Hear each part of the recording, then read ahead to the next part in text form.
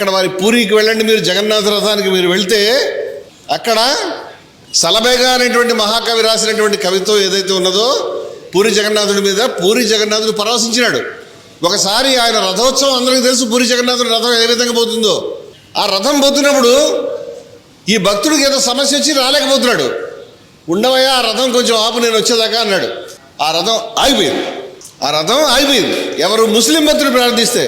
ఇది నేను చెప్తున్న కథ కాదు, మీరు పూరి వెళ్తే చెప్తారు వాళ్ళు. ఇప్పటికీ కూడా ఆయన సమాధి సలాబేగా అనేటువంటి మహాకవి ఆహే నీలా శైల అనే పాట, ఆ పాట మొత్తం ఒరిస్సా అంతా పాడతారు. అక్కడికి పోయినప్పుడు ఆ రథం ఆగిపోతే ఇప్పటికి కూడా భక్తులు ఆ సమాధి దగ్గరకు వచ్చినప్పుడు ఆనాటి విషయానికి, కొన్ని వందల సంవత్సరాల నాటి విషయానికి గుర్తుగా ఈ రోజుకి కూడా అక్కడ ఆ సమాధి దగ్గర ఆ రథాన్ని ఆపుతారు. ఈ రోజుకి ఆపి ఆ తర్వాత తీసుకెళ్తారు. ఇది ఒరిస్సా. ఇది మేము నిర్మించుకున్నాం. అది సర్వమత సమన్వయం అంటే. వెనకాల మీరు కడపకు వెళ్ళండి, కడపలో గుళ్ళ దగ్గర ముస్లిం భక్తులు శ్రీ వెంకటేశ్వర స్వామి గుడి దగ్గర ఒక ప్రత్యేకమైనటువంటి రోజు క్యూ కడతారు. వెంకటేశ్వర స్వామిని దర్శించుకుంటారు. ఎందుకంటే మా అల్లుడు, ఎందుకంటే బీబీ రాజ్యాంగమని పెళ్ళాడాడు. అవునా కదా? మీరు యూట్యూబ్లో కొడితే మీకు ఆ వీడియోలు కూడా కనిపిస్తాయి. భక్తుల యొక్క, ముస్లింల యొక్క క్యూలు. ఎవరి గురించి? శ్రీ వెంకటేశ్వర స్వామి గురించి. మీరు నెల్లూరు వెళ్ళండి, రొట్టెల పండుగ చేసుకుంటారు. హిందువులు ముస్లింలు రొట్టెలు ఒకళ్ళకొళ్ళు అందించుకుంటారు. ఇది కదా సమన్వయం, ఇదే కదా భారతదేశం. ఇలా నిర్మించుకుంటేనే కదా మాకు విశ్వశాంతి, భారతదేశ శాంతి ఇప్పటిదాకా ఉన్నది. ఇవాళ వీళ్ళు వచ్చి నువ్వు వాడి దగ్గర వస్తువులు కొనకు, వాడి ముఖం చూడకు, వాడిని నువ్వు ద్వేషించు అని ఒకళ్ళకొకళ్ళు నేర్పుతున్నారు. ఇవాళ నేను హిందువులకి, ముస్లింలకి, క్రైస్తవులకి ముగ్గురికి చెప్తున్నాను, మన మతంలో మా సిద్ధాంతం అది. మీకు నచ్చచ్చు నచ్చకపోవచ్చు. మా సిద్ధాంతం ఏంటంటే ప్రతి మతంలో, ప్రతి పుస్తకంలో, ప్రతి గ్రంథంలో కూడా చాలా అద్భుతమైన విషయాలు ఉన్నాయి. కానీ కొన్ని ఇవాళ అనుసరించక్కర్లేని విషయాలు ఉన్నాయి. మీరు అంగీకరించకపోవచ్చు, నా అభిప్రాయం చెప్పాను, క్షమించాలి నన్ను. ప్రతి గ్రంథంలో, ప్రతి పుస్తకంలో, ప్రతి ధర్మంలో కూడా మనం అంగీకరించాల్సిన విషయాలు ఉన్నాయి, మనం అంగీకరించలేని విషయాలు ఉన్నాయి. సతీ సగమనం ఉందనుకోండి, దాన్ని మనం అనుసరించలేము. రాముడికి అనుమానం వస్తే భార్యను వదిలిపెట్టేశారని రాశారనుకోండి, నిజమో కాదు మనకు తెలియదు. మన భార్యను అనుమానం వస్తే వదిలిపెడితే కేసు పెడతారు మన మీద. అది కరెక్ట్ అనేటువంటి విధానం కాదు. అది ఆ రోజు పనికిరాదు, మనకు తెలియదు ఆ విషయం.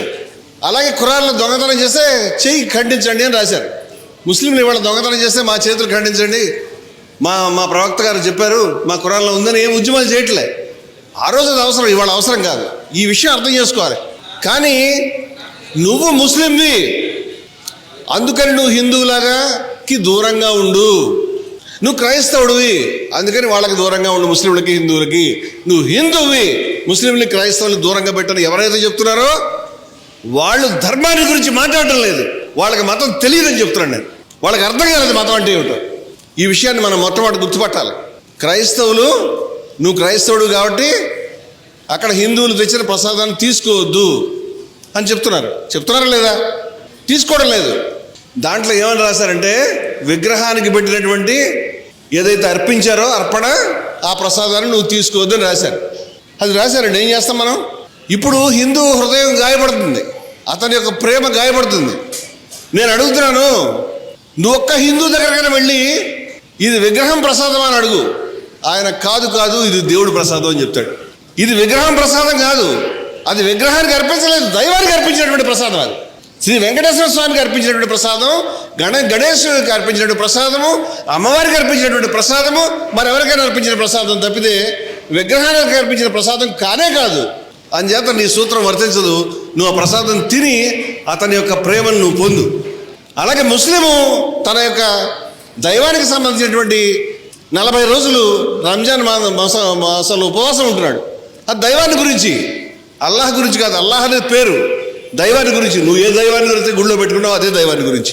శివాజీ మహారాజు రాశాడు ఈ ఉత్తరాన్ని. ఏమని? హిందువుల గుళ్ళలో గంటలు మోగుతాయి దైవాన్ని కీర్తిస్తూ, ముస్లింల మసీదుల నుంచి నమాజులు వస్తాయి, వాళ్ళు పిలుస్తారు నమాజ్కి రమ్మని చెప్పి. అది కూడా దైవాన్ని గురించి. ఇది దైవాన్ని గురించి కాదనుకున్నటువంటి మూర్ఖులు ఈ మాట ఔరంగజేబు ఉత్తరం రాశాడు. మీరు ఆశ్చర్యపోతారు. కానీ ఇవాళ ముస్లింల దేవుడు వేరు, హిందువుల దేవుడు వేరు, క్రైస్తవుల దేవుడు వేరు. ఇలా అనేక మంది. మధ్యయుగంలో షా వలీవుల్లా అని ఒక పెద్ద మనిషి ఉన్నాడు.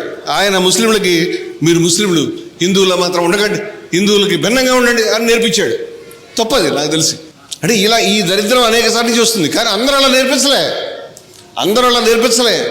భారతదేశంలో ముస్లింలు హిందువులు ముస్లింలు ఎంతమందికి, మీరు ఇందాక మెహర్ బాబా పేరు చెప్పారు. మెహర్ బాబా గారికి జ్ఞానం ఇచ్చినటువంటి ఆ మహాతల్లి బాబాజాన్ గారని ఒక ముస్లిం సూఫీ అమ్మవారు ఫకీర్. మెహర్ బాబా ఒక పార్సీ, ఆయన గురువు గారు ఒక ముస్లిం. ఆవిడికి ఇది ఎవరైతే సబ్జెక్ట్ చెప్పారో ఆయన గురువు గారు ఆయన హిందూ. మెహర్ బాబాకి అనేక మంది హిందువులు శిష్యులు ఉన్నారు. ఎక్కడ విడదీస్తావు? కబీర్ గురువు రామానందుడు, కబీర్ ముస్లిం, రామానందుడు హిందూ. శిష్యుడిని ఎలాగైనా మతం మార్పించి హిందూ మతంలో తేవాలి ఆయన అనుకోలే. కబీర్ కూడా తన శిష్యుల్ని మార్చాలని అనుకోలే. ఇలాంటి పేర్లు మీరు నిలబెడితే ఇవాళ రోజంతా చెప్తాను. మీకు తెలియదు ఆ పేర్లని, ఎవరు చెప్పరు, ఎవరు మాట్లాడరు ఈ విషయాలన్నీ కూడా. షేక్ మహమ్మద్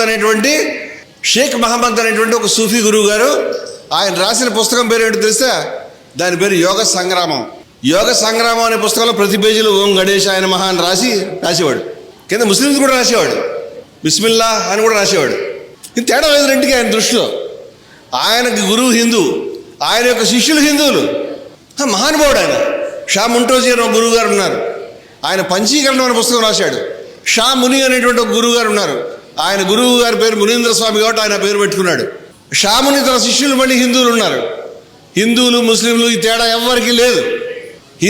గీత మీద వ్యాఖ్యానం రాసినటువంటి అనేక మంది, ఇవాళ కాదు 100 సంవత్సరాల కింద నుంచి రాసినటువంటి ముస్లింల పేర్లు చెప్తారు. అంబర్ ఖాన్ గీతకు వ్యాఖ్యానం రాశాడు, రస్ఖాన్ కృష్ణుడి మీద పాటలు రాశాడు, అవధ్ నవాబు వాజిద్ అలీ షా కృష్ణుడి మీద పాటలు కట్టి డ్యాన్స్ చేసేవాడు, మౌలానా హజరత్ మహదీ కృష్ణుడి మీద పాటలు రాశాడు, రహనా త్యాబ్జీ కృష్ణుడి మీద కావ్యం రాసింది, గోపిక మీద. తేడా తెలియదు మనకి.